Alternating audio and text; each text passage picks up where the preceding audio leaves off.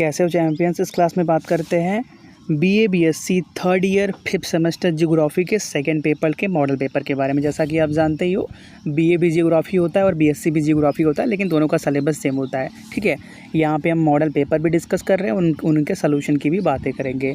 जैसा कि आप जानते ही हो, थर्ड ईयर में मतलब 5th सेमेस्टर और 6th सेमेस्टर में हर सब्जेक्ट के दो पेपर होंगे, तो उसी तरीके से जियोग्राफी के भी 2 पेपर होंगे, पेपर 1 और पेपर 2।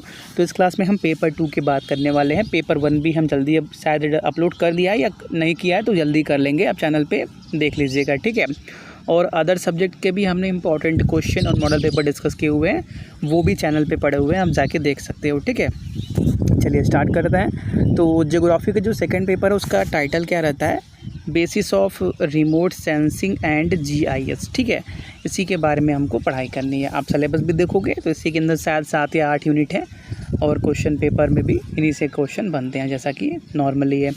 और एक बात, ये पेपर हर यूनिवर्सिटी के लिए इंपॉर्टेंट है। जैसा कि आप जानते ही हो, जब से एनईपी लागू हुई है, नेशनल एजुकेशन पॉलिसी, हर यूनिवर्सिटी का सिलेबस सेम हो गया है। तो आप किसी भी यूनिवर्सिटी से हो, आपका सिलेबस सेम रहने वाला है। ठीक है, कई बार बताना पड़ता है, कई बार स्टूडेंट कंफ्यूज हो जाते हैं कि ये पेपर किस यूनिवर्सिटी का है, तो इससे कंफ्यूज मत होना।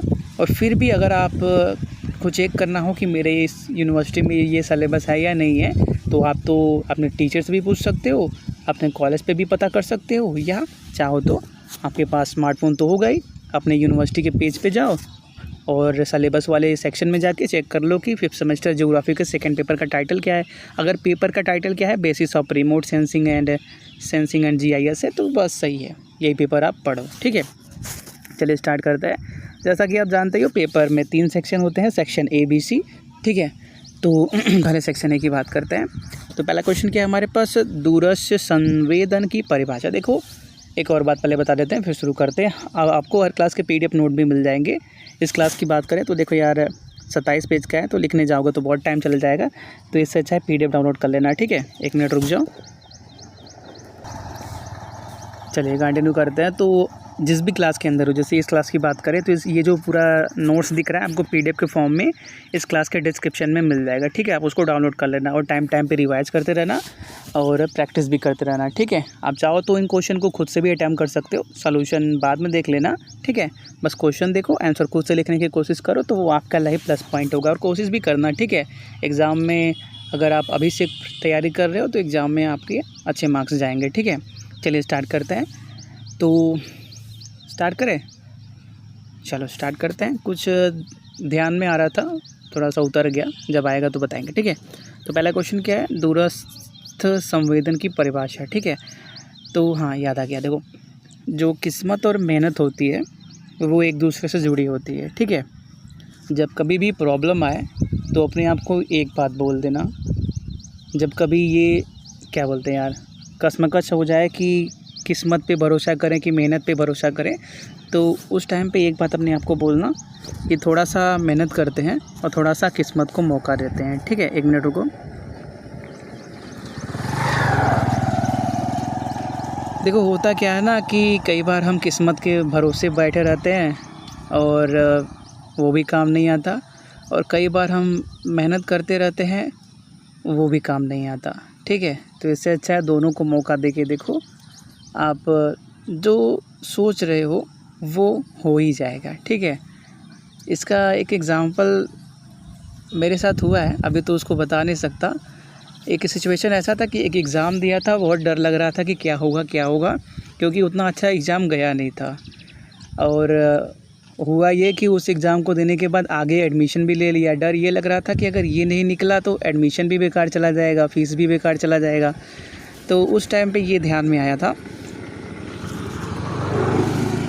तो अपने आप को उस टाइम पे यही बोला था कि थोड़ा सा मेहनत करते हैं, मतलब आगे की पढ़ाई करते हैं, और थोड़ा सा किस्मत को मौका देते हैं, जो पुरानी चीज़ें हैं उसको वो सही करेगी। ठीक है, चलिए तो कंटिन्यू करते हैं अपने सिलेबस के बारे में। तो पहला क्वेश्चन क्या था, दूरस्थ संवेदन की परिभाषा। तो दूरस्थ संवेदन, जिसको हम रिमोट सेंसिंग भी बोलते हैं, वह प्रक्रिया है जिसमें किसी वस्तु या क्षेत्र के बारे में बिना सीधे संपर्क में आए जानकारी प्राप्त की जाती है। दूरस्थ मतलब वही है यार, बिना वहाँ पे फिजिकली पहुँचे किसी इन्फॉर्मेशन को पहुँचाना। फॉर एग्जांपल मोबाइल फ़ोन, जो आप देख रहे हो ये वीडियो, जब भी आप देख रहे हो मैं तो हूँ नहीं आपको वहाँ पे आपके बगल में बैठ के पढ़ाने वाला, फिर भी आप ये इन्फॉर्मेशन आप कहीं पे भी हो, दुनिया के किसी भी कोने में हो, आप देख रहे हो। तो यही है रिमोट सेंसिंग, ठीक है। इन्फॉर्मेशन कुछ भी हो सकता है, ऑडियो, वीडियो, मैसेज, टेक्स्ट, कुछ भी हो सकता है, ठीक है। इसे दूर से संवेदन भी कहा जाता है, जहाँ सेंसर का उपयोग करके दूर से ही जानकारी एकत्र की जाती है। यह तकनीक आमतौर पर उपग्रहों, हवाई जहाज़ों या अन्य प्लेटफॉर्मों पर लगे सेंसर का उपयोग करके पृथ्वी की सतह, वायुमंडल और महासागरों के बारे में जानकारी एकत्र करने के लिए उपयोग की जाती है, ठीक है। दूसरा क्वेश्चन क्या है, उपग्रह मतलब सैटेलाइट के प्रकार। तो उपग्रह मतलब सैटेलाइट दो प्रकार के होते हैं, एक होता है हमारे पास प्राकृतिक जिसको नेचुरल हम बोलते हैं, और एक होता है आर्टिफिशियल जिसको हम कृत्रिम बोलते हैं, ठीक है। चलिए कंटिन्यू करते हैं। तो देखो प्राकृतिक क्या होता है, प्राकृतिक मतलब ऐसे अर्थ के बारे में बात करें तो अर्थ के अगल बगल ऐसा कोई पत्थर या ऐसा कोई पिंड जो नेचुरली है, जिसको हमने नहीं बनाया है, और वो जो ऑब्जेक्ट है, जो पिंड है, जो पत्थर है, वो अर्थ के अगल बगल घूम रहा है। जैसे चंद्रमा है, चंद्रमा को हमने बनाया नहीं है, वो नेचुरली बना हुआ है किसी भी कोलिजन की वजह से बहुत टाइम पहले, और वो क्या कर रहा है, अर्थ का चक्कर लगा रहा है। तो मून क्या हो गया, अर्थ का नेचुरल सैटेलाइट मतलब प्राकृतिक उपग्रह हो गया। और कृत्रिम मतलब क्या, जो चीज़ें हमने बना के स्पेस में भेजी हुई हैं। फॉर एग्जांपल सैटेलाइट, कोई भी सैटेलाइट आप देख रहे हो, अगर देखो सैटेलाइट देखना हो ना तो रात के टाइम जब क्या बोलते हैं चंद्रमा ना निकला हो लेकिन फिर भी आसमान साफ हो, उस टाइम पे ना आसमान को बस देखते रहना, ठीक है। जो तुम बोलते हो ना कि तारे टूट रहे हैं, 7 फल का नाम लेके विश मांगो, तो वो तारे नहीं होते, वो सैटेलाइट्स होते हैं, ठीक है। अब बस शाम को छत पे जाना, बस मून ना निकला, क्योंकि मून कंटिन्यू करते हैं यार, थोड़ा सा स्क्रीन पर बंद हो जा रहा है, ठीक है। थोड़ा सा इसको टैप ना करो तो बंद हो जाता है। तो वही है प्राकृतिक और कृत्रिम। तो प्राकृतिक उपग्रह वे होते हैं जो प्रकृति में पाए जाते हैं, जैसे कि चंद्रमा हो गया, ठीक है। और कृत्रिम उपग्रह मानव निर्मित होते हैं और उन्हें विभिन्न कार्यों के लिए अंतरिक्ष में भेजा जाता है, जैसे संचार के लिए, मौसम पूर्वानुमान के लिए और नेविगेशन के लिए। नेविगेशन मतलब गूगल मैप, लोकेशन के लिए, ठीक है। अगला क्वेश्चन है इलेक्ट्रोचुंबकीय ऊर्जा, ठीक है। ये होती क्या है, तो भौतिकी में मतलब फिजिक्स के अंदर विद्युत चुंबकीय विकिरण में विद्युत चुंबकीय क्षेत्र की तरह तरंगें होती हैं जो अंतरिक्ष के माध्यम से फैलती हैं और संवेग और विद्युत चुंबकीय विकिरण ऊर्जा ले जाती हैं। विभिन्न आवृत्ति की विद्युत चुंबकीय तरंगे को विभिन्न नामों से पुकारा जाता है क्योंकि उनमें विभिन्न स्रोत और पदार्थ पर प्रभाव होते हैं, ठीक है। एक सेकेंड, यहाँ पे विद्युत चुंबकीय कर दो भाई, ठीक है। इलेक्ट्रिसिटी, विद्युत, हाँ यार वही है लगा के आंसर गलत हो गया, वही है भाई। इलेक्ट्रो वो इंग्लिश वर्ड यूज़ किया, यहाँ पे हिंदी में विद्युत बोल दिया है, ठीक है। चलो सही है चलिए अगला क्वेश्चन क्या है, हार्मोनिक तरंग प्रणाली, ठीक है।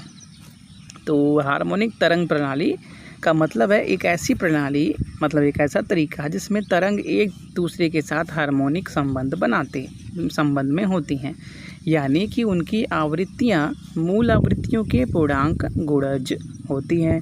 यह शब्द अक्सर ध्वनि तरंगों, विद्युत तरंगों और यांत्रिक तरंगों के संदर्भ में उपयोग किया जाता है, ठीक है। और भी बहुत सारे क्वेश्चन हैं सेक्शन A, B, C की, आप PDF डाउनलोड कर लीजिएगा, आपको सभी क्वेश्चन मिल जाएंगे, ठीक है।